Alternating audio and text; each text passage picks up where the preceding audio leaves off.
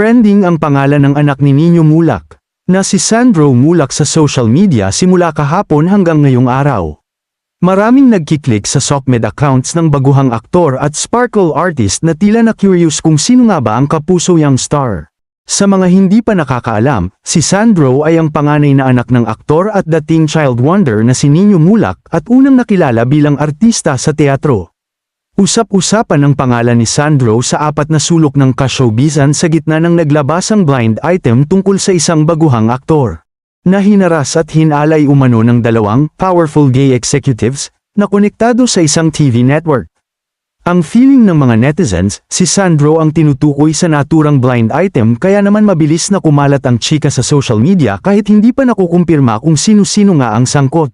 Ito ang dahilan kung bakit biglang nadagdagan ang followers ni Sandro sa SOCMED kasabay ng pagte-trending ng kanyang name dahil nga sa dami ng nagse-search sa pangalan niya pati na rin sa kanyang amang si Nino.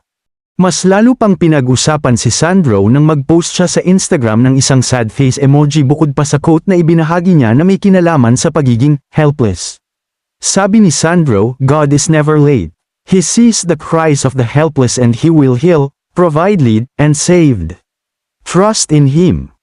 Naikunik nga ito ng mga netizens sa kumalat na blind item tungkol sa isang newbie actor na umano'y pinagsamantalahan ng dalawang TV executive na nangyari raw sa hotel kung saan ginanap ang bonggang showbiz event kamakailan. Ngayong araw, isang cryptic message naman ang ipinost ni Nino sa kanyang Facebook page na hinihinalang may kinalaman din sa pinagdaraanan ni Sandro. Saad sa Facebook post ni Nino, "Inumpisahan nyo, tatapusin ko." Naglabas naman si Sian Gaza ng pahayag patungkol sa nangyaring krimen. Saad sa post niya, ang chismis ay ito palang pamangkin ni Aga Mulak ay inaya sa isang after party noong GMA Gala. "Tara doon sa hotel namin. After party, maraming pupuntang artista," wika ng dalawang suspect.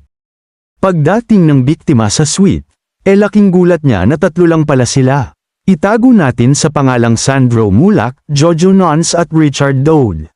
Bilang mga executive ng GMA7 at bilang close friend ni Big Boss Annette Gozon, hindi makasibat ang Sandro bilang respeto sa dalawa. Fast forward after ng mahabang chikahan sa sala, napilitang umamat si lalaki. Tapos noong ains na, dinala siya sa kwarto ng dalawang GMA executive. Doon na nangyari ang malagim na krimen. Matapos pumutok ang isyu sa bansa, agad-agad na dineni ng GMA, si Richard at Jojo. Sila daw ay mga independent contractor lamang. Kapag may nagawang krimen, ang tawag doon ay independent contractor. Pero kapag nakasungkit ng parangal o gantimpala, ang tawag doon ay kapuso.